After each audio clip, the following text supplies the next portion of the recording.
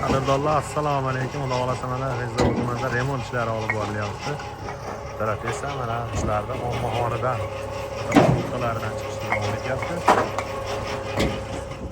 Tarafdan 10 mingtalik mashinalarimiz mana tayyor bo'lib yuklanib, Xudo xolasa klientlarimizga chiqib ketishyapti marhamatga. Ishlarimiz narxi zavodning o'zida 750 so'm qilib qo'yganmiz. Razmerlar standart razmerda 25, 12, 6 razmerda.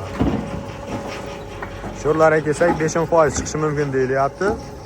Lekin klientlarimizdan shu paytgacha xafagarchilik bo'lgani yo'q. Sho'rlab ketdi, bo'ldi degan murojaatlar tushgani yo'q.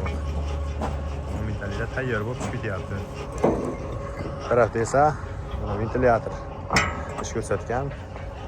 Xolasa mana bir hafta bo'ldi, yana remont ishlarimiz davom etyapti. Tarafda esa ikkinchisini chiqarib qo'ydik. Kimga shunday Atlasnoydan, Olibdasdan kerak bo'lsa, nomerlar pastda qoldiramiz. Batafsil ma'lumot uchun ham nomerlar telefon qilib bilib olishlari mumkin. Moddiy bo'ylab dastavkamiz bor. Mana aloqaga chiqamiz.